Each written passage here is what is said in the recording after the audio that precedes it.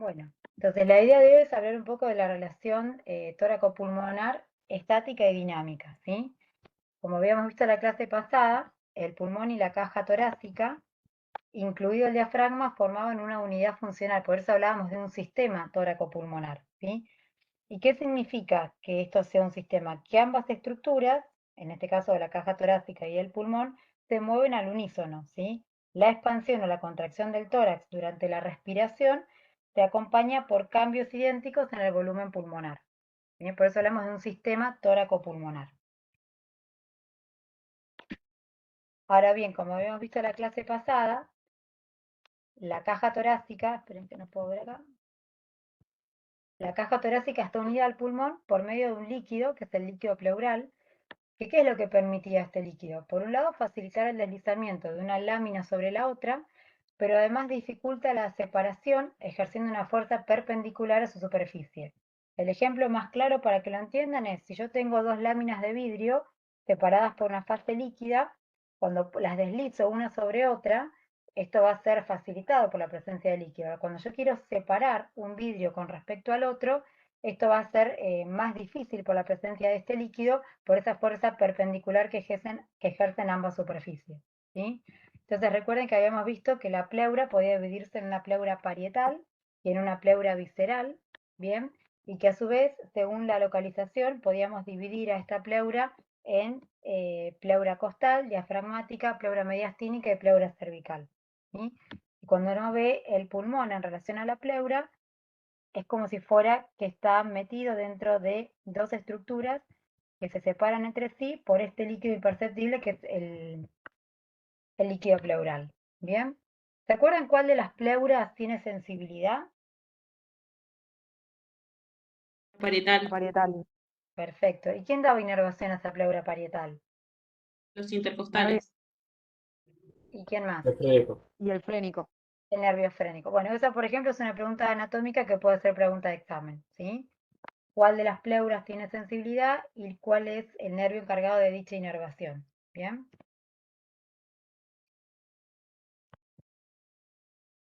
Entonces, podríamos decir que el pulmón en realidad lo que hace es flotar dentro de la cavidad torácica, rodeado por este líquido pleural que lubrica el movimiento, ¿sí?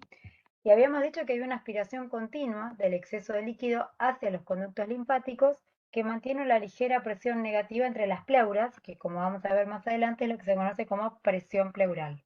Bien, los pulmones están sujetos a la pared torácica como si estuvieran pegados, excepto porque están bien lubricados por este líquido y se pueden deslizar libremente cuando el tórax se expande y se contrae. Bien, esto lo vamos a ver más adelante cuando veamos la parte de cardiovascular.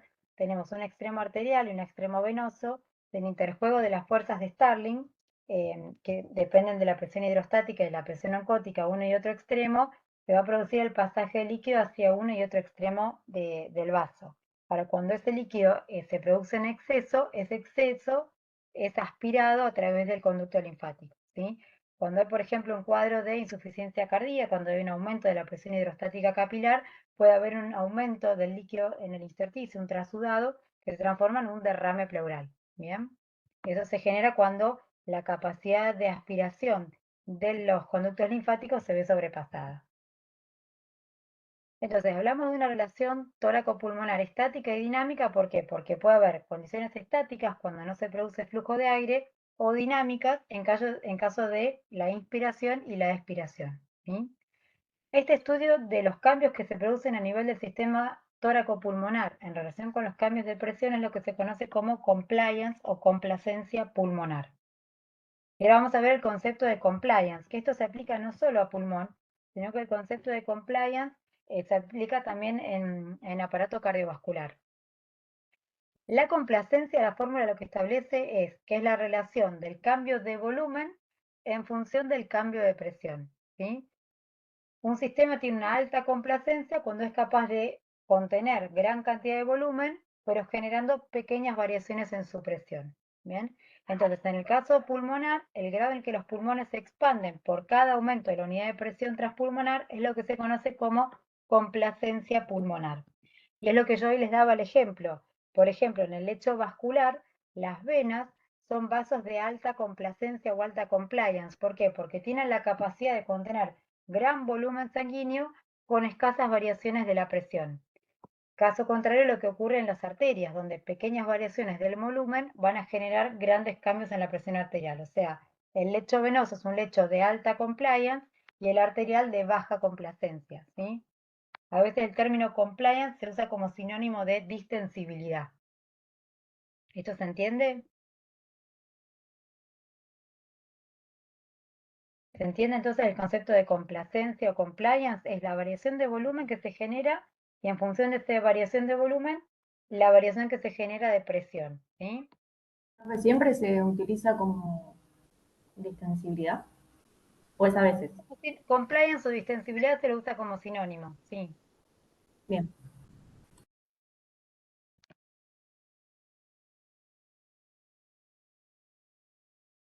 Entonces, el pulmón como el tórax son estructuras elásticas y como toda estructura elástica puede ser deformada. Ahora, ¿qué significa que algo es elástico? La elasticidad, digamos, es una propiedad propia de la materia, ¿sí? Que hace que esta tienda a su forma inicial después de que se le aplique una fuerza deformante y que esa fuerza dejó de actuar, ¿sí? Entonces, algo elástico es, por ejemplo, un resorte que yo puedo estirarlo ejerciendo una fuerza y cuando dejo de ejercer esa fuerza, el resorte vuelve a su forma anterior. Esa es la elasticidad, la capacidad de volver al estado anterior una vez que deja de actuar la fuerza deformante. ¿Bien? Estas propiedades elásticas del pulmón hacen que el pulmón tienda a colapsar, mientras que el tórax tiende a expandirse. ¿Sí? O sea que el volumen que se expande el sistema tóraco-pulmonar por cada aumento unitario de presión transpulmonar es la denominada distensibilidad o complacencia arterial. ¿Bien?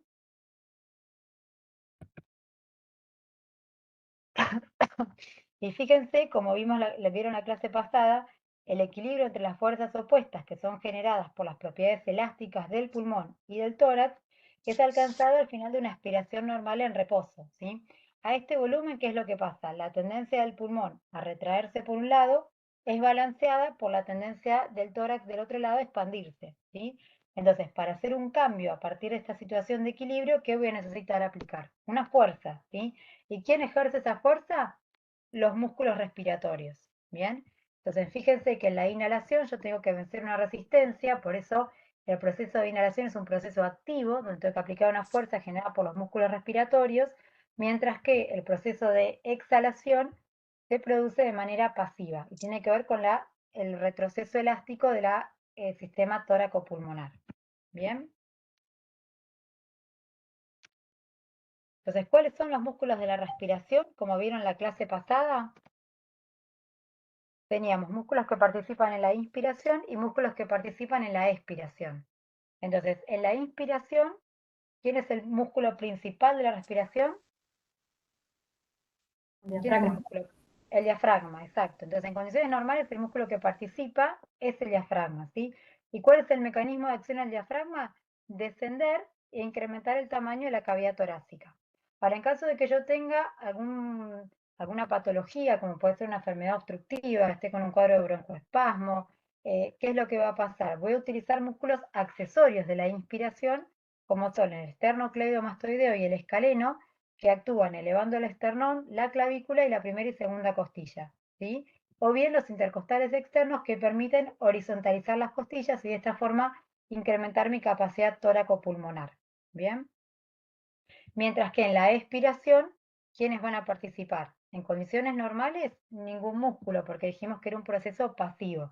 Ahora, en caso de que yo tenga que hacer una expiración forzada, bien, en ese caso voy a utilizar músculos accesorios como son los intercostales internos, que permiten descender las costillas, y los músculos de la pared abdominal, que comprimen la cavidad abdominal y desplazan el diafragma hacia arriba, ¿sí?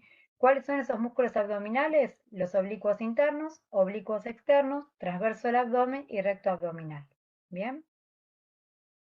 Esto es importante, como yo les comentaba hoy más temprano, porque en ciertos pacientes con patología motora, como por ejemplo una esclerosis lateral amiotrófica, el paciente puede tener una insuficiencia respiratoria o dificultad respiratoria. ¿Por qué? Porque tiene compromiso de los músculos respiratorios, ¿sí? Independientemente de que haya compromiso de la vía aérea. Entonces el paciente con un ELA Tiene problema pulmonar no porque tenga un problema primario del parénquima pulmonar o de la vía aérea, sino que lo que tiene comprometido es su capacidad de contracción del diafragma y en algunos casos de los músculos accesorios por alteración de la motoneurona. ¿Bien? Entonces eso es como para que vean en un ejemplo la importancia de los músculos de la respiración en este proceso activo, ya que participan muchas veces en este mecanismo de aumentar el flujo de la respiración, por ejemplo, durante un ejercicio o en situaciones patológicas, como puede ser un EPOC. Entonces, como vieron en la clase pasada, hablamos de volúmenes y capacidades pulmonares, ¿sí? Si bien recuerdan, las capacidades pulmonares en definitiva son la sumatoria de los volúmenes, ¿bien? Entonces, ¿cuál es el volumen que se produce durante una respiración normal? Lo que llamamos volumen corriente, ¿sí? O es el aire que entra en una respiración normal y que aproximadamente unos 500 mililitros. Después hablamos de un volumen de reserva inspiratorio, ¿bien? Que es el volumen de aire en una inspiración forzada. Fíjense, volumen de reserva inspiratorio, volumen corriente. Después hablamos de un volumen de reserva expiratoria, ¿sí? Que es el volumen de aire en una expiración forzada. Y finalmente el volumen residual, que es el volumen que queda dentro del pulmón después de una expiración forzada. La sumatoria de estos volúmenes define capacidades, ¿sí? Tenemos la capacidad inspiratoria, que es el volumen corriente más el volumen de reserva inspiratorio. ¿Cómo, perdón? Después tenemos la capacidad residual funcional, que es el volumen de reserva expiratorio va a ser un volumen residual. La capacidad vital, que es el volumen corriente más el volumen de reserva expiratorio y volumen de reserva inspiratorio. Y finalmente la suma de todos los volúmenes que define la capacidad pulmonar total. Esto es lo que vieron en la clase pasada. Esto todo entendido, ¿no es cierto? El respecto de volúmenes y capacidades pulmonares. Sí, profe. Bien. Bueno, entonces vamos a hablar del concepto de presión. Presión pleural, presión alveolar y presión transpulmonar, ¿sí? Entonces, como dijimos, la ventilación, que se acuerdan que la ventilación era lo que permitía la entrada y la salida de oxígeno y dióxido de carbono desde el aire alveolar, perdón, desde el aire ambiente hacia el pulmón y desde el pulmón hacia el exterior, ¿sí?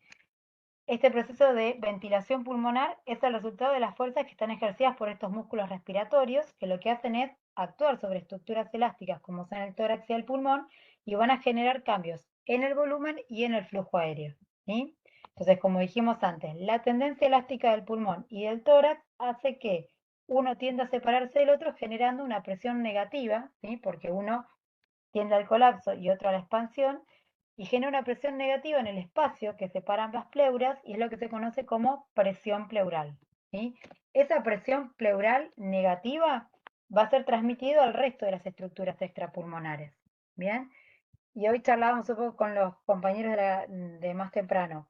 Puede ser que cuando hablemos de presión pleural se tome o el valor absoluto en comparación con la presión atmosférica, que es de 760 milímetros de mercurio, o bien que se tome un valor relativo, ¿sí? Y se hable directamente de -4 o -5 milímetros de mercurio, o que se hable de centímetros de agua, ¿bien? Pero en definitiva el concepto es el mismo. Lo importante que tienen que saber es que la presión intrapleural en condiciones normales es una presión negativa, ¿bien? Después, por otro lado, tenemos la presión alveolar. Profe, Que ¿podría representa repetir lo de la presión transpulmonar? la transpulmonar no la expliqué todavía. Estoy hablando de la intrapleural, Listo, listo. ¿sí? La presión intrapleural, como yo les dije, el pulmón tiende al colapso, ¿sí? Y la caja torácica a la expansión, ¿bien? En ese espacio que separa ambas pleuras, eso se transmite en una presión que es una presión de tipo negativa, es lo que se conoce como presión pleural, Sí, sí, eso sí. ¿bien? Listo, Ahora, gracias. la presión alveolar representa la presión que existe al final de la vía aérea en los alvéolos pulmonares, ¿sí? Cuando no hay flujo de aire y las vías aéreas están en comunicación con el medio ambiente, ¿cómo va a ser la presión dentro del alveolo? Cero. Va a ser igual a la atmosférica, ¿sí? Si no hay flujo de aire, bien, y está en comunicación con el medio ambiente, la presión intraalveolar va a ser igual a la presión atmosférica. Ahora, la diferencia de presión entre la presión alveolar y la presión pleural es lo que se conoce como presión transpulmonar, ¿sí? ¿Y qué es esa presión transpulmonar? Es la presión que es necesaria ejercer para evitar la retracción del pulmón y para mantener el volumen pulmonar determinado. ¿Sí? ¿Se entiende eso? ¿Podés repetirlo de nuevo, profe, porfa? Sí, la presión transpulmonar es la presión que hay que hacer para evitar que el pulmón se retraiga, como dijimos, el pulmón tiende al colapso, ¿sí? Y para mantener un volumen determinado del pulmón. ¿Bien? O sea, es la diferencia entre la presión pleural y la presión alveolar. Que lo que permite es que el pulmón se mantenga expandido. ¿Bien?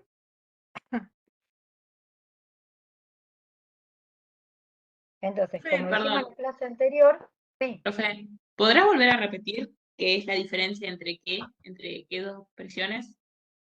la presión transpulmonar es la diferencia entre la presión alveolar y la presión pleural. Ah, ok, listo, gracias, profe. ¿Bien? O sea, esa Entonces, presión transpulmonar Sí. es la que permite que el pulmón no colapse, dijiste. claro, da una idea de la magnitud de la presión que hay que hacer, de la fuerza que hay que hacer para evitar la retracción del pulmón.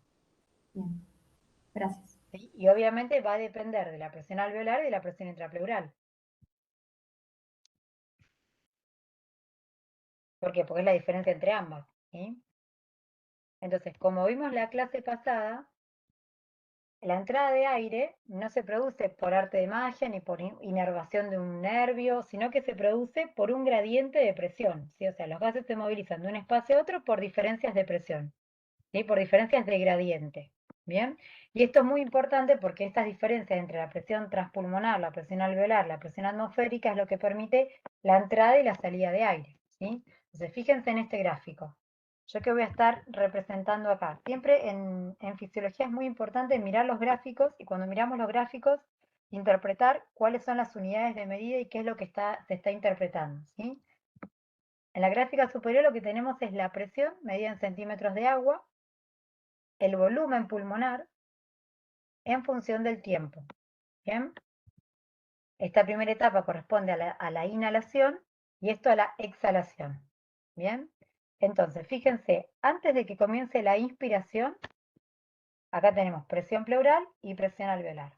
Entonces, antes de que comience la inhalación, la presión dentro de la pleura va a ser de menos 5 centímetros de agua. ¿Sí?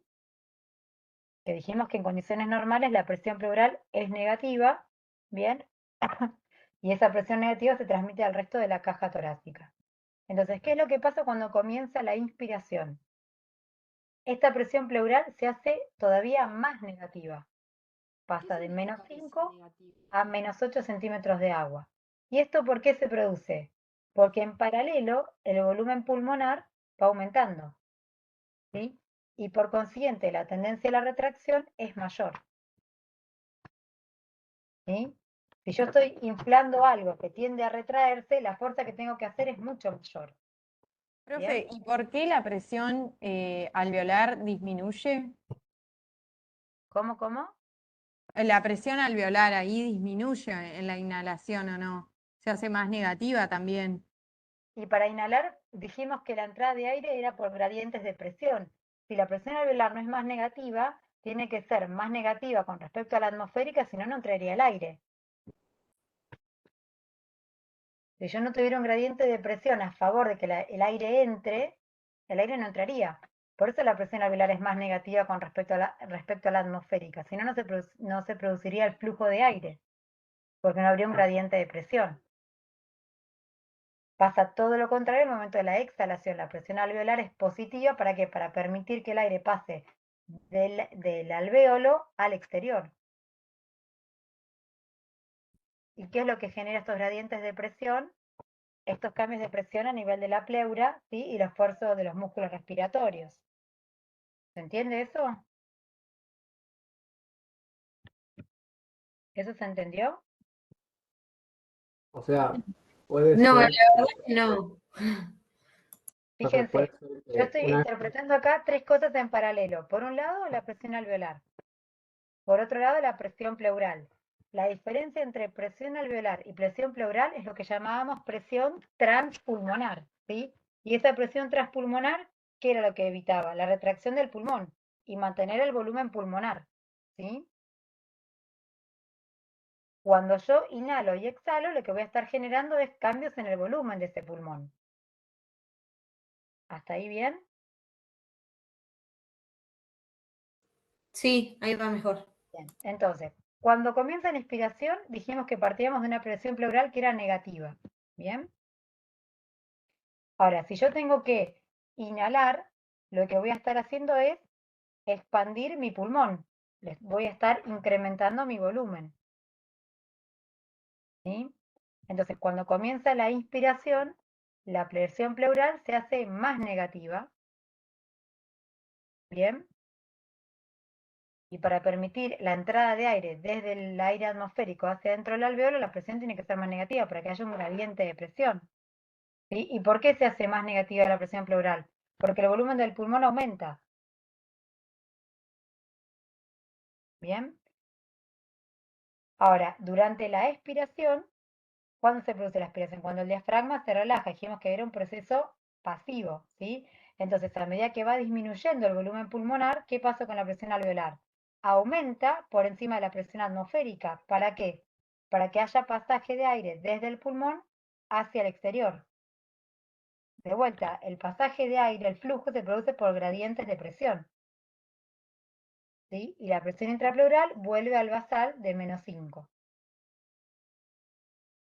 Bien, estos son los cambios de presión y de volumen que se producen normalmente durante un ciclo respiratorio en condiciones de reposo. ¿Sí?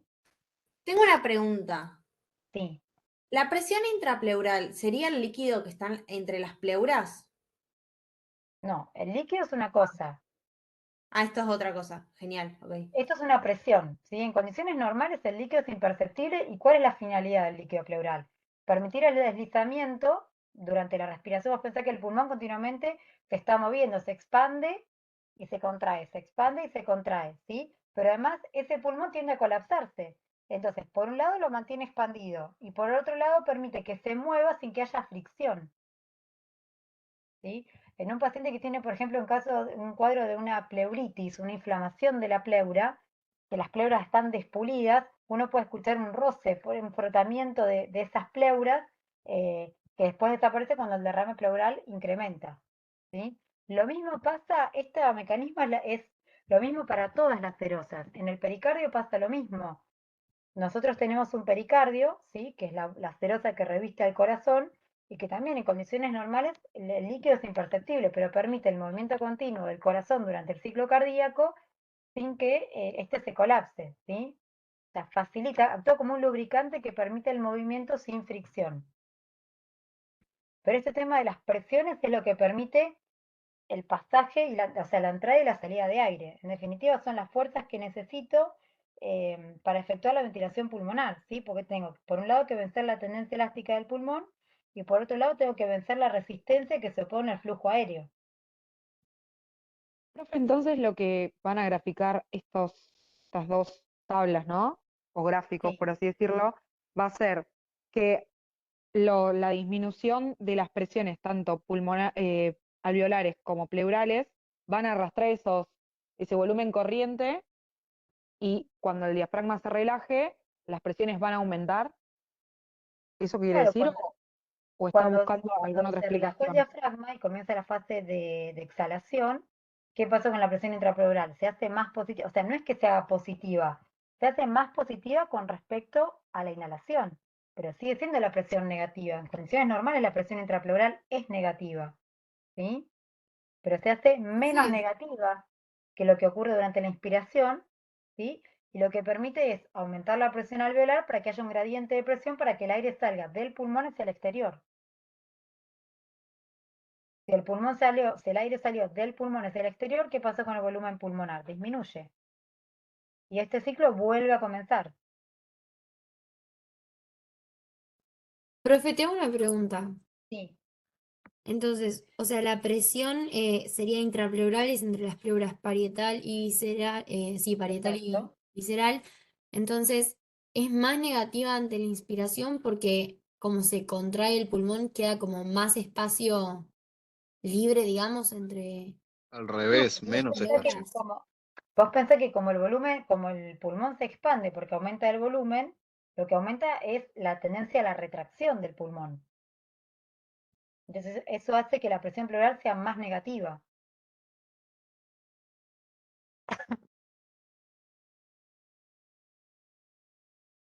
¿Sí? Profe, Sí, sí, presión sí. pleural y pleural, ¿es lo mismo? ¿Cómo, perdón? Presión intrapleural y pleural, ¿es lo mismo? Sí, es lo mismo, es lo mismo.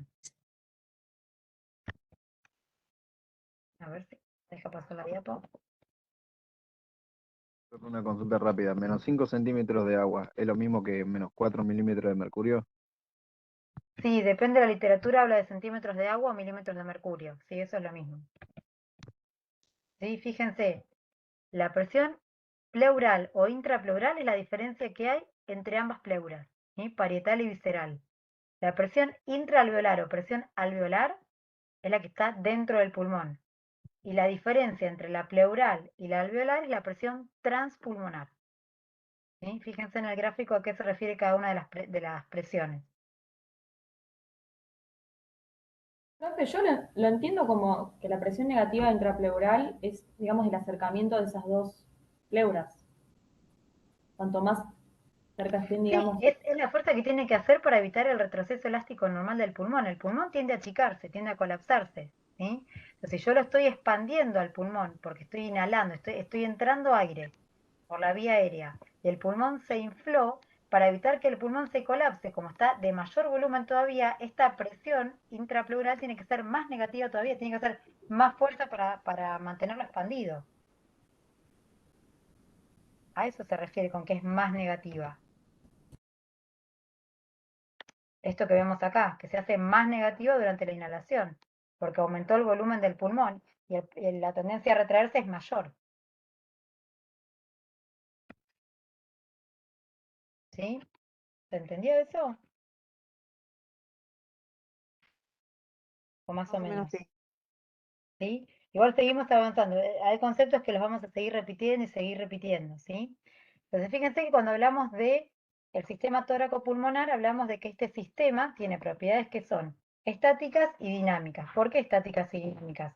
Porque según se midan en condiciones de entrada y salida de aire, si hablamos de unas propiedades que son dinámicas, o si es en condiciones donde no hay flujo de aire, hablamos de propiedades que son estáticas.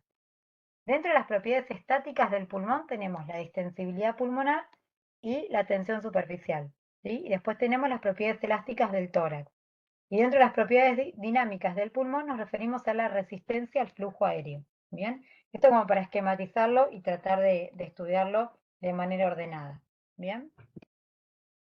Entonces fíjense que tenemos por un lado el retroceso elástico de la pared torácica, ¿sí? Que es la fuerza elástica del tórax que tiende a expandirlo, lo que decíamos antes. ¿De qué depende esta fuerza elástica del tórax? Del hueso, de los cartílagos, de los músculos, de las articulaciones. Y después tenemos un retroceso elástico del pulmón que tiende, ¿sí? Hacia el colapso, que tiende a retraer el pulmón.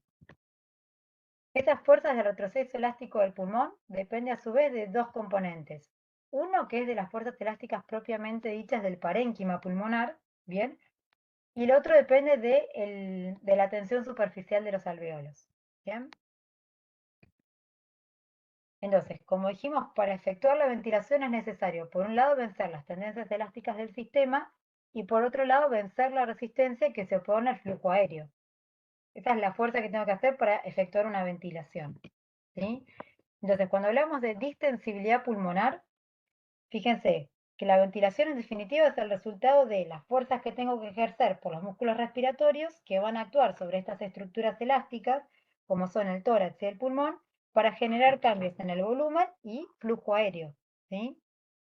Entonces, la tendencia elástica del pulmón y del tórax hacen que uno tienda a separarse del otro y eso va a generar presiones negativas en el espacio que separa ambas pleuras, lo que habíamos visto antes, ¿sí? Que es la presión pleural. ¿Bien? Profe, perdón, ¿Qué es la ¿puedes ir un presión? cachito más despacio? Sí, perdón. Recuerden que Profe, te habíamos iba a dicho decir que... lo mismo. Sí. Sí, perdón, perdón. Entonces, les repito de vuelta. ¿Qué es la ventilación pulmonar? O sea, fíjense que nosotros hablamos de que este sistema tóraco-pulmonar tiene propiedades, ¿sí?, que son estáticas y dinámicas que dependen del flujo. ¿De qué va a depender estas características de este sistema tóraco-pulmonar? De la extensibilidad que tenga mi pulmón y de una situación particular que se llama tensión superficial, porque tengo dentro del pulmón una interfase que es una interfase aire-agua, ¿sí? Y después de las propiedades elásticas propias del tórax. Pero a su vez tengo un componente dinámico dentro de este sistema tóraco-pulmonar. ¿Por qué? Porque hay un continuo flujo de aire, o sea, de entrada y salida de aire, que va a depender de la resistencia que ponga la vía aérea para la entrada y salida de ese aire. ¿Bien? A eso nos referimos con propiedades de tipo dinámicas. ¿Sí? Entonces, fíjense, la caja torácica tiende a expandirse, mientras que el pulmón tiende a colapsarse. ¿Bien?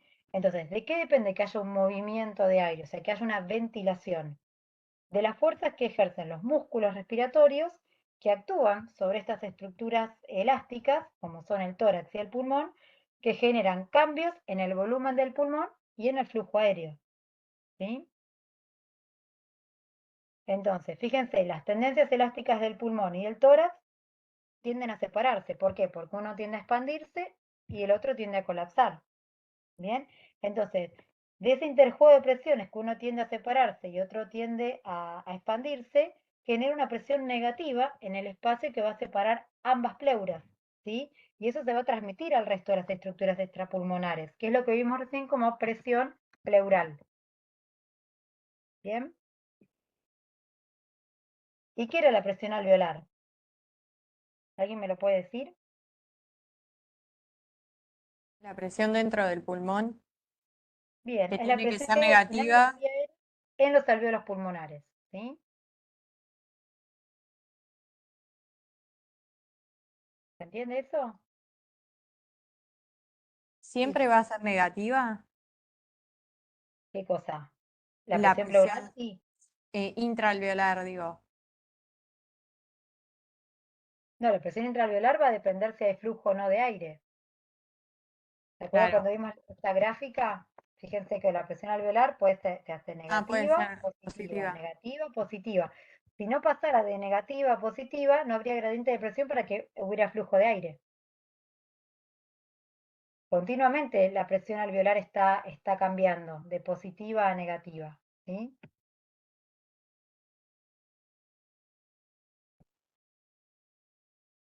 Entonces, fíjense, el valor de la presión transpulmonar, que dijimos que era la diferencia entre la presión pleural y la presión alveolar, es el valor de presión necesario ¿para qué? Para mantener un volumen pulmonar, ¿sí? Y es un índice de la tendencia a la retracción elástica. ¿De qué? Del sistema tóraco-pulmonar. ¿Sí? O sea, indirectamente me está diciendo la fuerza que tengo que hacer para mantener este sistema, ¿sí? Cuando yo quiero medir las propiedades elásticas del pulmón, propiamente dicho, la presión pleural hay que medirla cuando el flujo aéreo es cero, o sea, no hay entrada de aire a través de la vía aérea, entonces la presión pleural es cero, ¿sí? Y la presión transpulmonar va a ser igual a la presión pleural, pero de signo opuesto. Entonces la presión dentro del alveolo es cero. ¿Qué presiones me queda? La presión transpulmonar y la presión pleural. La presión pleural, ¿qué dijimos? Tendía a expandir y el pulmón tiende a colapsar. ¿Sí? Entonces, por eso son del mismo valor, pero de signo opuesto, porque una tira para afuera y el otro tira para adentro. Y es una manera indirecta de inferir las propiedades elásticas del pulmón. Bien, eso es un concepto. Entonces, fíjense, esa es una gráfica de la curva presión-volumen pulmonar. Bien, ¿qué es lo que voy a estar evaluando en esta curva? Por un lado voy a tener el volumen pulmonar, ¿sí? Y por otro lado voy a medir la presión transpulmonar. ¿Se ubican en la gráfica? Sí. Fíjense que cuando hablo de volumen pulmonar me refiero a un porcentaje de la capacidad total, ¿sí? Entonces, fíjense, no sé si les llama la atención algo, pero fíjense que tenemos una curva, presión-volumen de inhalación, y otra para la exhalación. Y fíjense que las curvas no son iguales una con respecto a la otra. ¿Bien? Entonces, la curva obtenida al aumentar el volumen desde un volumen residual hacia la capacidad pulmonar total, es decir, la curva inspiratoria, va a estar más desplazada hacia la derecha. ¿Por qué? Porque tengo que generar mayor presión transpulmonar. ¿Sí? La presión transpulmonar es mayor cuando la curva se construye desde el volumen residual hacia la capacidad pulmonar total. Este fenómeno por el cual una variable depende de la dirección según, el valor de la variable depende de la dirección en la cual se produce, se llama histéresis, ¿sí? O sea, en condiciones normales uno pensaría, bueno, el camino de acá a acá, si es el camino inverso, debería tener la misma forma y el mismo valor, ¿sí? Sin embargo, las características elásticas del pulmón hacen que esta morfología sea diferente, ¿bien? O sea, no es lo mismo inhalar desde el volumen residual a la expiración desde la capacidad pulmonar total. ¿Por qué? Porque la presión transpulmonar tiene que ser mayor. Y esto depende del agente tensioactivo, como vamos a ver más adelante. ¿Bien? Este fenómeno se llama histéresis. Profe, te hago una pregunta media boba, Sí. pero No, decime. ¿viste que hay una línea en el 50?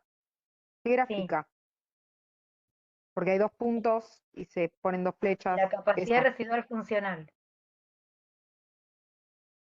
Ah, ok, listo, gracias. No, de nada. Ahora, fíjense, la pendiente de la curva, ¿sí? La pendiente que tiene esta curva es la distensibilidad que tiene el pulmón. Y esta distensibilidad depende con el volumen del pulmón. Entonces, cuando estoy en volúmenes cercanos a la capacidad residual funcional, que estaría acá, la distensibilidad es máxima, ¿sí? Esta es la zona de pendiente. Fíjense que en este ángulo la pendiente es máxima, pero disminuye a volúmenes cercanos de la capacidad pulmonar total. Bien, y un poco hoy charlamos, hacíamos analogía con lo que pasa con la curva de disociación de la hemoglobina. Tiene un comportamiento que tiene que ver como si fuera un efecto de cooperativismo, como hablábamos en la hemoglobina, que pasaba de una forma tensa a una forma relajada. Bueno, podríamos hacer la analogía con lo que sucede con la tensión superficial y el pulmón a bajos volúmenes y al volumen máximo, ¿sí? Como para tratar de explicarlo así, haciendo una pequeña analogía.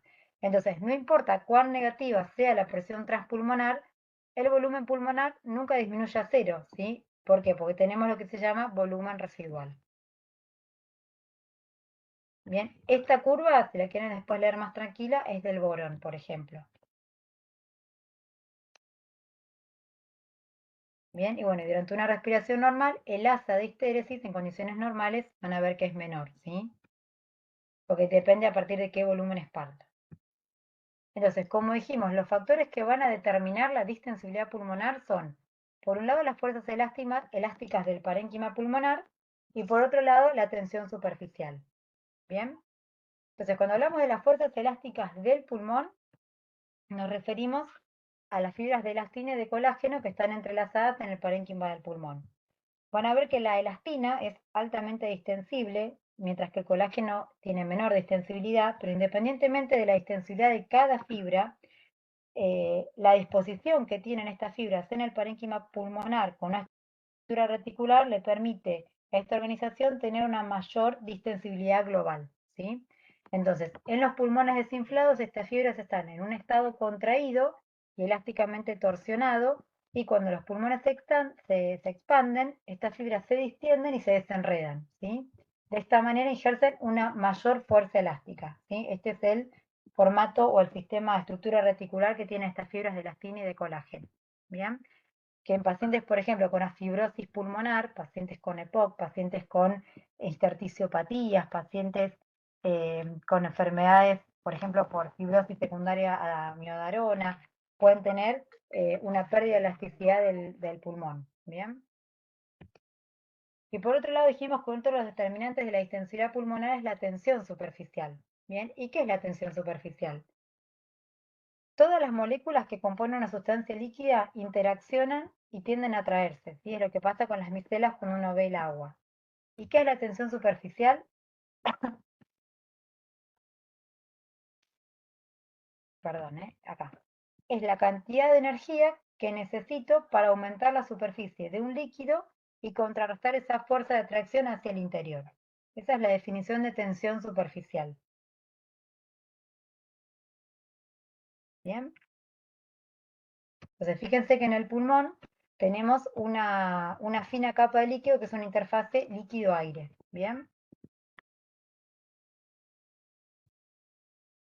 Entonces, la tensión superficial es la tendencia que hace que una burbuja de líquido tienda a retraerse a medida que la burbuja disminuye de volumen y eso hace que la presión en su interior aumente, ¿bien? Lo cual tiende a oponerse al colapso de la burbuja. ¿Se entiende? Entonces, el equilibrio de estas fuerzas opuestas es lo que describe la ley de Laplace. Esto lo vamos a ver mejor cuando veamos cardiovascular. ¿Bien? ¿Qué dice la ley de Laplace? Que es directamente proporcional a la tensión superficial, esta presión, e inversamente proporcional al radio. ¿Sí? Entonces, el pulmón puede ser considerado como una colección de alvéolos interconectados, los cuales se van a comportar como burbujas de líquido, ¿bien? Pero dos factores hacen que este sistema sea inestable. Por un lado, que los alvéolos van a presentar distinto tamaño, porque están interconectados, ¿sí? Y las presiones van a tender a equilibrarse. Van a colapsar las menores e insuflarse las de mayor tamaño. Y por otro lado, que el volumen alveolar cambia continuamente durante la respiración. Cercano al volumen residual, los alvéolos de menor tamaño van a tender entonces al colapso. ¿Sí? ¿Y qué es lo que permite que esto no suceda, que no se cumpla esta ley de Laplace? La presencia de una sustancia que se denomina surfactante. ¿Bien? Entonces, en condiciones normales esto no sucede porque la tensión superficial varía en relación al tamaño del alvéolo gracias a la especie de detergente, que es el agente tensioactivo, que disminuye esta tensión superficial. ¿Bien? Profe, en el chat están diciendo que no entendieron. No sé cuál es la parte que no entendieron, pero por ahí Que fuiste no, demasiado rápido. a ver. Esto es lo que sucedería si no existiera el agente tensioactivo, ¿sí? ¿Qué es la tensión superficial? Es la tendencia que hace que una burbuja de líquido tienda a retraerse, ¿sí? Como dijimos, tendían a unirse, ¿bien? Y a medida que la burbuja disminuye de volumen, la presión dentro de la burbuja va a aumentar. Y eso evita el colapso de la burbuja. ¿Bien? Ahora, ¿qué Profe, una pasa? pregunta. Sí, ¿El agente tensioactivo sería el surfactante? es el surfactante, exacto. O sea, Ok. ¿por qué no pasa esto en el pulmón? Porque la tensión superficial varía en relación al tamaño del alvéolo gracias a que tenemos un agente que es el surfactante. ¿Bien? Y lo que hace es disminuir la tensión superficial. Ahora, ¿qué es el surfactante? El surfactante es una sustancia que está producida por los neumocitos tipo 2, que son unas células presentes en el epitelio alveolar, y que lo que hace es secretar una fina película sobre la lámina de líquido que cubre el epitelio alveolar. ¿Cómo es estructuralmente este surfactante? Tiene una región que es hidrofílica y una región que es hidrofóbica. ¿Bien? ¿Y cómo está formado? Está formado en un extremo por dos cadenas de ácidos grasos que son justamente hidrofóbicos, ¿sí? Que es el palmitoilo, que están ancladas a una molécula de glicerol que va a estar unido a un fosfato y a una colina. ¿Sí? Esta es la estructura química del surfactante. Bien, no tienen que saber esta estructura, pero sí saber justamente esto, que tiene una región que es hidrofílica, que va a estar en contacto con el agua, y una región que es hidrofóbica, que es la que va a estar en contacto con el aire. Bien. Entonces, como dijimos, ¿qué es lo que pasa en el pulmón? En los alvéolos de menor radio, por lo tanto de mayor tensión superficial, dijimos que era inversamente proporcional, el surfactante lo que hace es aumentar su concentración relativa y disminuir proporcionalmente la tensión superficial, para que la presión intraalveolar sea igual a la del alvéolo de mayor tamaño. ¿Bien? Si no, ¿qué es lo que pasaría si no existiera este Profe, ¿lo puedes surfactante? Como explicar de dijimos, vuelta? sí, La si no parte de existiera... los alvéolos, sí. ¿Cómo, perdón? Digo, la parte de los alvéolos la puedes explicar de vuelta. Sí, Lo de las presiones. en el alvéolo de menor radio, la tensión superficial va a ser mayor. Pero el surfactante lo que hace es disminuir esta tensión superficial para que la presión intraalveolar sea igual a la del alvéolo de mayor radio. Si no, ¿qué pasaría si no existiera surfactante? Este alvéolo de mayor tamaño tendería a expandirse a expensas de colapsar, perdón, a expensas de colapsar el alvéolo de menor tamaño. Este tendería al colapso y este tendería a expandirse. Bien, eso es lo que sucedería si no existiera el surfactante que disminuye la tensión superficial. Entonces el surfactante aumenta en los alvéolos más chicos para que haya menor tensión superficial y puedan mantenerse Aumenta expandidos. la concentración relativa hasta un cierto valor, como lo vamos a ver ahora.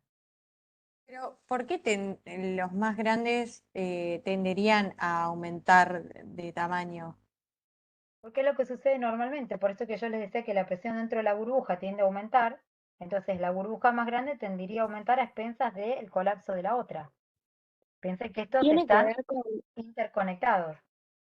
tiene que ver con esto de que las moléculas de agua se atraen, entonces se vacían Exacto, en el a eso se otro. refiere la tensión superficial. Esto es lo que sucede, ¿sí? Todas las moléculas que componen una sustancia líquida interaccionan y se atraen, ¿sí? Entonces, la energía que tengo que hacer para aumentar la superficie de un líquido y contrarrestar esa fuerza de atracción es la tensión superficial. ¿Se entiende? Entonces, si yo tengo dos estructuras interconectadas, una de mayor radio y una de menor radio, si no existiera este surfactante, este tendería a expandirse a expensas de que este colapsa. Bien, por este interjuego de presiones. ¿Se entiende eso? Entonces, fíjense, volviendo a la gráfica, tratando de interpretar este concepto en función de la tensión superficial. A medida que el volumen pulmonar disminuye, fíjense que acá tengo el volumen pulmonar. Las moléculas del agente tensioactivo se concentran y su efecto sobre la tensión superficial aumenta. Entonces, a bajos volúmenes, las moléculas coalescen, se juntan y su concentración efectiva disminuye y el efecto del agente tensioactivo en la tensión superficial es menor. Esto se refleja en una mayor presión transpulmonar necesaria para aumentar el volumen pulmonar, ¿sí? Es lo que pasa en la curva inspiratoria después de una expiración forzada. O sea, es como que se produce una disminución relativa del agente tensioactivo. Por eso tengo que ejercer una mayor presión transpulmonar para poder abrir el pulmón. Esto es lo que explica la histéresis de la curva presión-volumen.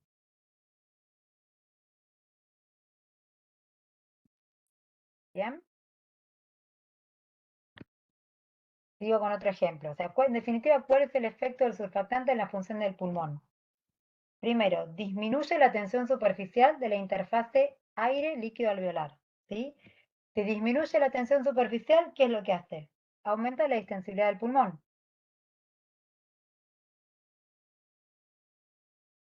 ¿Bien? Después, por otro lado, lo que hace es mantener la estabilidad del alvéolo. Es decir, al disminuir la tensión superficial, a medida que el radio del alvéolo disminuye, la presión necesaria para mantener el volumen alveolar disminuye proporcionalmente. Y esto tiene dos efectos. Por un lado, evita que colapsen los alvéolos de menor radio, cuando el volumen pulmonar se acerca al volumen residual. Y evita que colapsen los alvéolos menores y se distiendan los alvéolos vecinos de mayor tamaño. Por eso decimos que mantiene la estabilidad del alvéolo. Evita que colapsen los de menor radio a expensas de que se expandan los de mayor tamaño. ¿Bien? Y finalmente lo que hace es mantener el equilibrio de fluidos a través de la membrana capilar. Es decir, en ausencia de surfactante, la presión transpulmonar tendría que ser más elevada. ¿Por qué? Porque el pulmón está menos distensible y la presión pleural más negativa. ¿Esto qué generaría? Una presión negativa en el parénquima pulmonar que rodea los capilares, con aumento de la presión de filtrado hacia el espacio intersticial. Es por eso que en pacientes con deficiencia de surfactante, ¿qué es lo que vamos a tener? Disminución de la distensibilidad pulmonar, vamos a tener atelectasia por colapso alveolar, se no mantiene la estabilidad del alvéolo, y por otro lado lo que vamos a tener es un edema pulmonar. Eso es lo que pasa en los chiquitos prematuros, donde hay deficiencia de surfactante porque el pulmón no está maduro, entonces tienen un pulmón más rígido, colapsado y con edema pulmonar. ¿Bien? Por la Profe, deficiencia, una sí, pregunta, no sé si medio tonta, pero al disminuir la tensión superficial, ¿ya no estarías manteniendo la estabilidad alveolar? Tipo, no sería como, claro, no pero si estaría te como falta relacionado. surfactante, no puedes disminuir la tensión superficial. Claro. Ah, listo, listo. Por eso Gracias. es lo que pasa si no tengo surfactante. O sea, ¿qué hace el Profe, surfactante? Disminuye tensión superficial, mantiene la estabilidad del alveolo y mantiene el equilibrio de los fluidos a través de la membrana. ¿Sí? Ahora, si no tengo surfactante, ¿qué es lo que voy a necesitar? Como el pulmón está más rígido, voy a necesitar mayor presión transpulmonar, o sea, la presión pleural va a tener que ser más negativa. Si la presión pleural es más negativa, esto va a generar una mayor presión de filtración hacia el intersticio. ¿Qué es eso? Edema pulmonar. profe, una pregunta. Que Sí, mantenga la estabilidad alveolar significa como que intenta mantener a los de menor radio y después intenta mantener con mayor radio los alveolos, como que intenta mantener el radio de ambos. ¿Sí o claro, cómo? trata de mantener un equilibrio, evita que los Claro. chiquititos colapsen y que los más grandes se expandan. Ah, ok, listo. Por eso decimos que mantiene la estabilidad alveolar. ¿Sí? Ah, ok, gracias, profe. No, de nada. Es medio complejo el tema, chicos, pero leyéndolo, yo lo que les estoy diciendo sigue el orden textual del libro. Yo después les subo el capítulo para que tranquilos lo lean entero, para que lo entiendan mejor. ¿Sí? Profe, Sí, entonces sería algo así como que uno necesita del otro, ¿no? O sea, los alveolos, porque usted dijo que estaban interconectados. Yo trato de imaginarme la situación, vamos a decir, ¿no? Brutamente. sí, Pero sí, es sí, está como perfecto. no están estáticos, sino que están como latentes, digamos, y uno necesita del otro, y el Que los líquido, alveolos están conectados a través de los bronquiolos respiratorios, los bronquiolos alveolares. claro, ¿Sí? Entonces, de esa interacción entre el alveolo de menor tamaño y el de mayor tamaño, se mantiene estable. Vos pensás que además el alveolo continuamente cambia de volumen por el movimiento de inspiración y expiración. claro.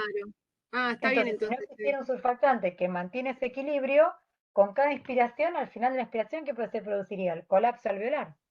Claro. Y Sí, está eso bien. sería una atelectasia, y eso es patológico. Ahí está. Bien, bien, bien. Gracias, profe. No, de nada. Ahora, fíjense, otra curva. Esta es una curva de presión-volumen del pulmón y del tórax, ¿sí? Entonces, fíjense que yo tengo en rojo, por un lado, la curva presión-volumen torácica, la curva presión-volumen pulmonar y la resultante de la curva presión-volumen tóraco-pulmonar. ¿Bien? ¿Qué mide esto? La relación del volumen, que es un porcentaje de la capacidad pulmonar total, en relación con la presión transmural, ¿sí?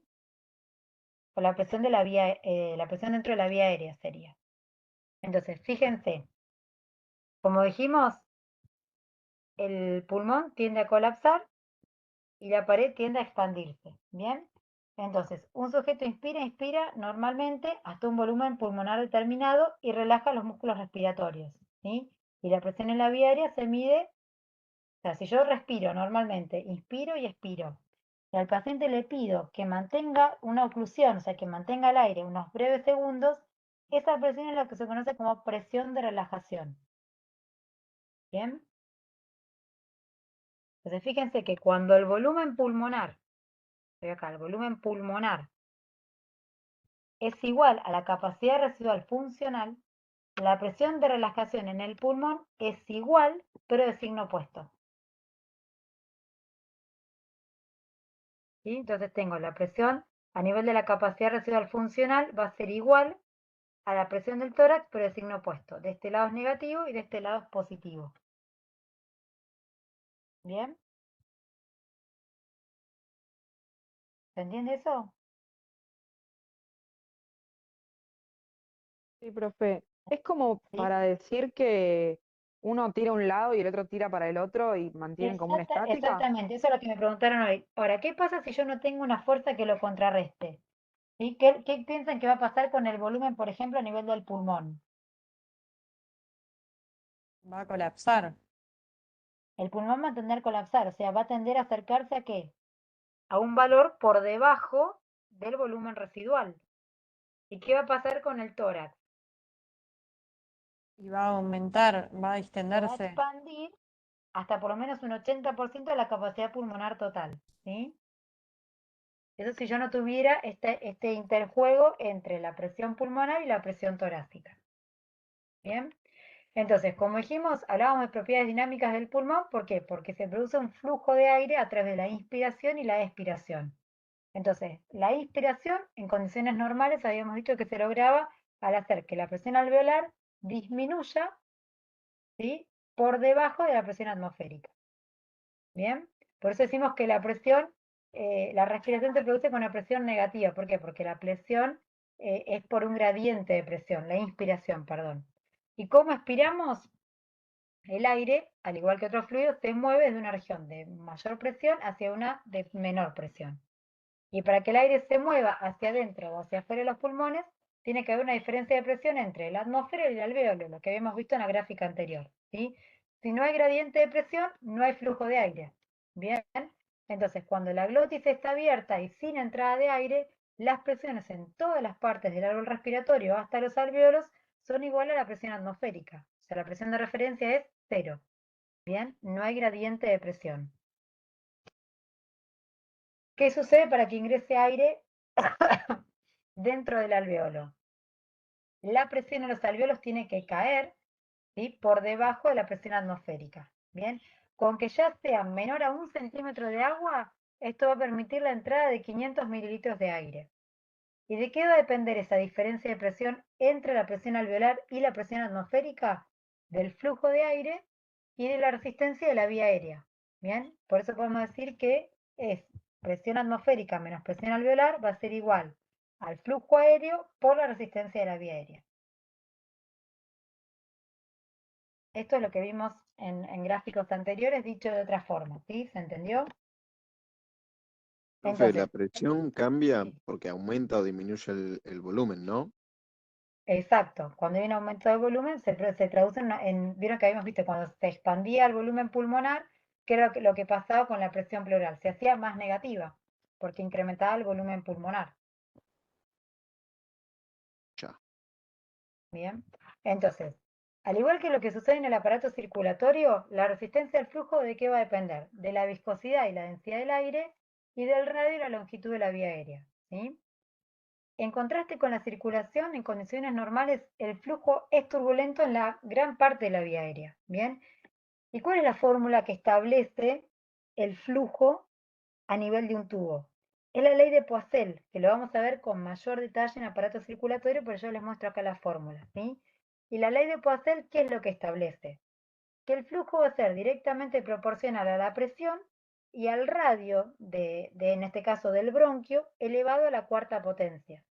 Bien, y este factor es muy importante porque el radio de la vía aérea en este caso, es uno de los principales determinantes del flujo. Por eso un paciente cuando tiene broncoespasmo tiene un gran compromiso del flujo aéreo. Bien, y el flujo va a ser inversamente proporcional a la longitud de la vía y a la viscosidad. Ahora hablamos de flujo turbulento, ¿por qué? Porque en condiciones normales, en la vía aérea, la mayor resistencia se produce por la turbulencia que tiene el flujo aéreo. ¿Y qué es lo que determina el flujo turbulento? El número de Reynolds, ¿sí? Este número de Reynolds es un número adimensional. ¿Qué significa? Que no tiene una unidad de medida. Y que va a depender, esto de vuelta, lo vamos a ver mejor cuando veamos hemodinamia de los fluidos. El número de Reynolds lo que establece es la relación entre la velocidad del fluido, en este caso del flujo, el diámetro del bronquio en este caso, la densidad del flujo y la viscosidad del flujo, ¿sí? Cuando el número de Reynolds es mayor a 2000, hablamos de turbulencia. ¿Bien? Entonces, uno de los desafíos más importantes en la vía aérea es mantenerlas abiertas y permitir el paso de aire, y eso va a depender del radio de la vía aérea, como dijimos, uno de los principales determinantes del flujo, del volumen pulmonar y del tipo de flujo, si es laminar o turbulento. ¿Bien? ¿Alguien vio en física las resistencias eléctricas de los circuitos de corriente continua? ¿Se acuerdan esto de física del secundario? No. Bueno, fíjense que en los circuitos eléctricos, ¿sí? En los circuitos de corriente continua, las resistencias pueden ser en serie o en paralelo. ¿Bien? Entonces, la resistencia global a través del árbol bronquial podríamos hacer la analogía a esta disposición en paralelo o en serie. ¿Bien? ¿Qué es lo que sucede cuando las resistencias son en paralelo? Que se deben sumar como a la inversa de cada uno de sus componentes, y esto determina que la resistencia sea mucho menor. Lo mismo sucede en el aparato cardiovascular. Cuando las resistencias son en paralelos, es la inversa de la resistencia. Por lo tanto, la resistencia al flujo va a ser muchísimo menor. ¿Bien? Entonces, la resistencia total es menor que para cada una de las resistencias individuales. ¿Bien? Y esta disposición en paralelo hace que la resistencia que tenga que vencer sea muchísimo menor. Es una manera como de optimizar la eficiencia energética para que el esfuerzo o el trabajo respiratorio sea menor. ¿Bien? Entonces, ¿de qué va a depender la resistencia de la vía aérea? Va a depender fundamentalmente del diámetro de esta vía, como vimos es muchísimo mayor a nivel de la tráquea y de los bronquios, que a su vez de la estructura histológica de la vía aérea. No es lo mismo a nivel de tráquea y bronquios, donde voy a tener estructuras cartilaginosas y músculo, a las vías aéreas menores, donde prácticamente desaparece el músculo liso, entonces esto permite que el colapso de la vía sea muchísimo más fácil. ¿Sí? ¿Y de qué va a depender la resistencia de la vía aérea? Va a depender de la estimulación nerviosa, ¿sí? Del sistema simpático y parasimpático, de factores hormonales y de factores locales. Entonces, en condiciones respiratorias normales, el flujo a través de la vía aérea fluye con facilidad y, como dijimos, con pequeñas variaciones del gradiente de presión voy a tener un volumen corriente de unos 500 mililitros. ¿Sí? Fíjense que en las vías aéreas superiores, o las vías aéreas altas, el flujo, como dijimos, es turbulente. Cuanto mayor es la turbulencia del flujo, mayor va a ser la resistencia. Es por eso que en la vía aérea superior, tráquea y bronquiofuentes, la resistencia es prácticamente del 40%. ¿Bien? Mientras que en las vías distales, ya a partir de la generación número 16 de las vías que clasificábamos como zona de conducción, zona respiratoria, la resistencia es muchísimo menor y el flujo va a ser laminar. ¿Bien? Y a este nivel es donde el flujo de la vía aérea va a ser regulable. ¿Y por qué se produce eso? Porque la velocidad del flujo en las vías de conducción es muchísimo mayor, pero la resistencia es muchísimo mayor. ¿Bien? Por eso es inversamente proporcional. En las vías de conducción la velocidad es mayor, ¿bien? Con respecto al área de sección, con respecto a las vías alveolares. Fíjense, la velocidad es menor, bien, pero el área de sección es mayor. De manera de optimizar el flujo a nivel de las vías de menor calibre, ¿bien? Profe, ¿podés volver a explicar lo de la resistencia en los, Sí. acá, En en la- la en parte las- de en las vías, transicional? ¿Por qué es mayor? ¿qué cosa, perdón? En las vías transicionales, ¿por qué es mayor que en las vías No, más en realidad altas? representa cuál es la resistencia que representa. De la resistencia al flujo, 50% de esa resistencia al flujo está en las vías intermedias. 40% del flujo en Ah, la tráquea y en los bronquios fuentes, digamos. Y es prácticamente nula la resistencia al flujo ya en la zona de transición y en la zona respiratoria. ¿Bien? claro.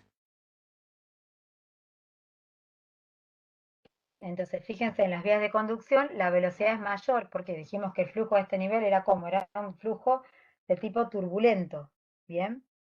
Y el área de sección es muchísimo menor.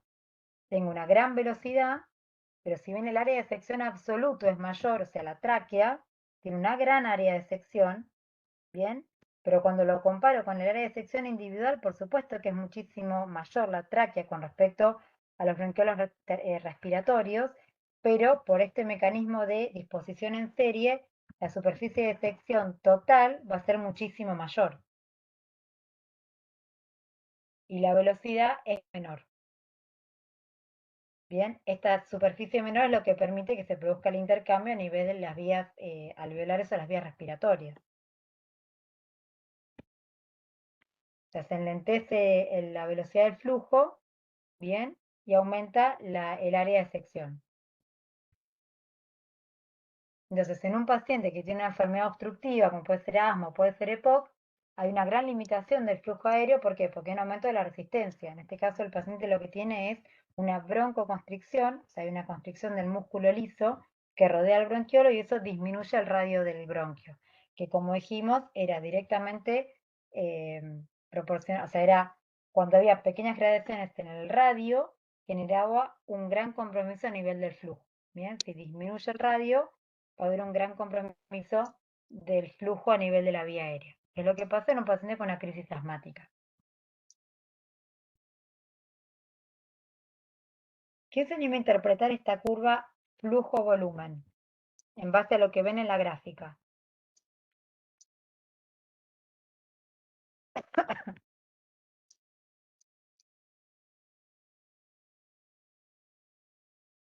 Ya vamos terminando, no desesperen. ¿Qué es lo que estoy viendo en esta gráfica? Un ciclo respiratorio. De ventilación, Perfecto. ¿no sería? Tengo una inflexión que es positiva y una inflexión que es negativa, tomando el flujo como punto de partida, ¿no es cierto? Entonces, voy a tener una expiración que es positiva y una inspiración que es positiva, y lo que voy a estar midiendo es, ¿qué cosa? ¿La capacidad El vital? flujo aéreo, No. o sea, el volumen de aire inspirado o expirado por unidad de tiempo, ¿sí?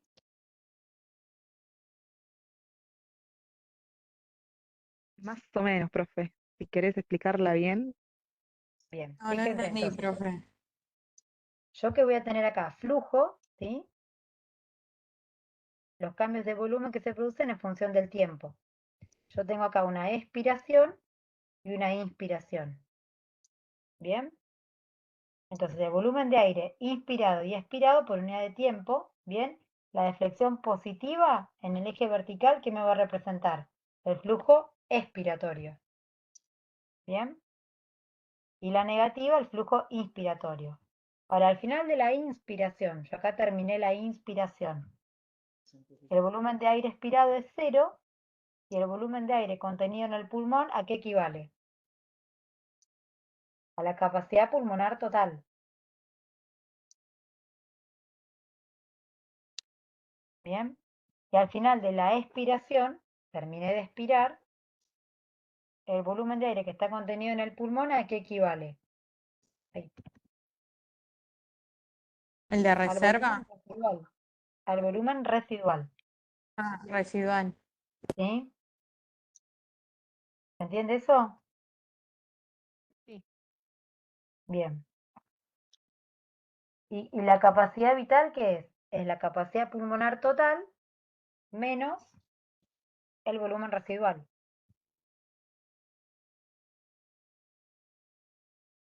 Estos son los conceptos, o sea, visto en otra gráfica lo que vieron de capacidades y volúmenes. ¿Bien?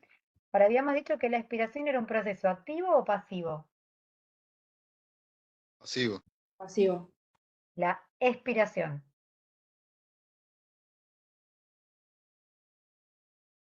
¿Pasivo? Bien, ¿y la inspiración? Activo. Activo.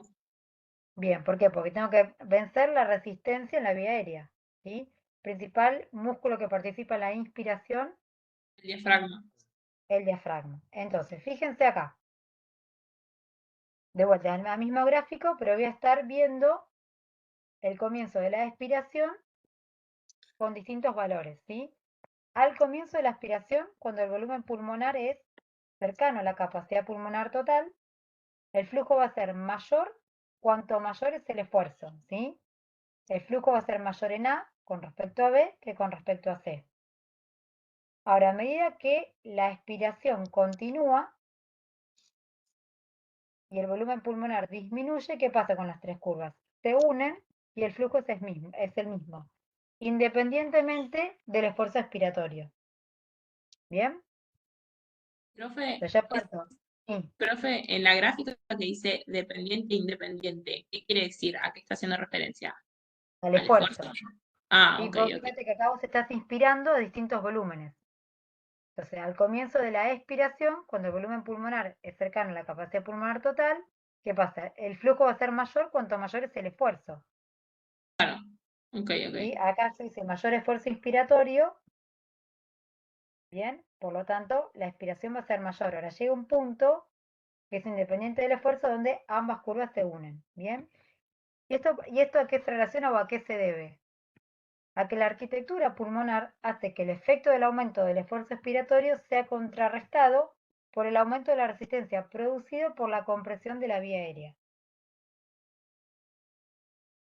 Bien, mientras el aumento del esfuerzo expiratorio tiende a aumentar el flujo, ¿por qué? Porque hay un mayor gradiente de presión alveolar, presión atmosférica aumenta, la disminución de la superficie de sección producida por la compresión de la vía aérea tiende a incrementar la resistencia y por lo tanto a disminuir el flujo expiratorio. Bien, esto puede ser que lo vean en otros libros como el punto de igual presión.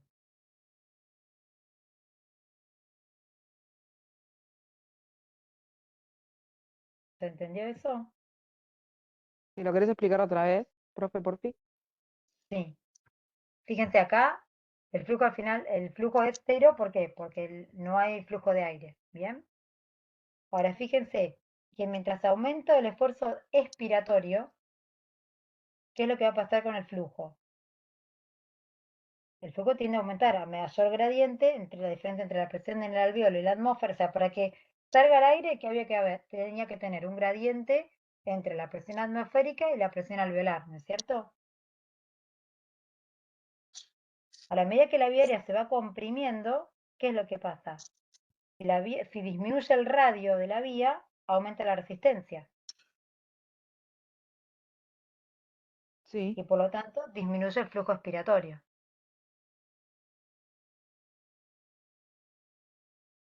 ¿Se Y un ejemplo de entiende? eso sería no sé, una situación de un asmático con los Sí, en bronquios. realidad, fíjate, yo tengo acá el flujo en función del volumen pulmonar, partiendo de distintos tipos de esfuerzos, ¿sí? Yo tengo la curva A, un mayor esfuerzo expiratorio con respecto a este que es menor, ¿sí?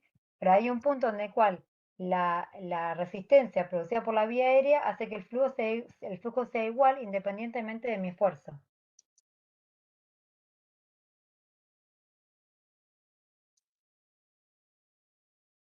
¿Se entendió eso? Sí, más o menos.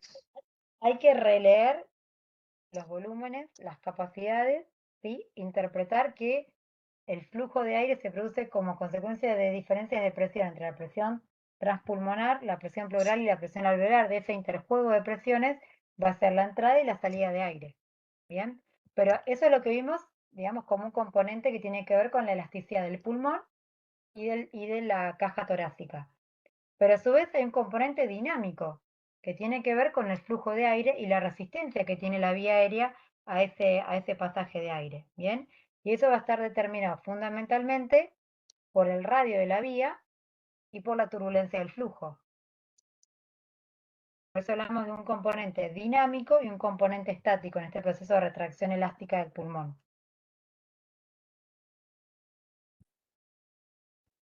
Si quieren, esta es la última diapo. Releemos todo tranquilos y la próxima clase arrancamos con un breve repaso y dudas o preguntas que hayan surgido. ¿Les parece? Profe, ¿te puedo hacer una consulta rápida? Sí. Respecto a lo de las presiones.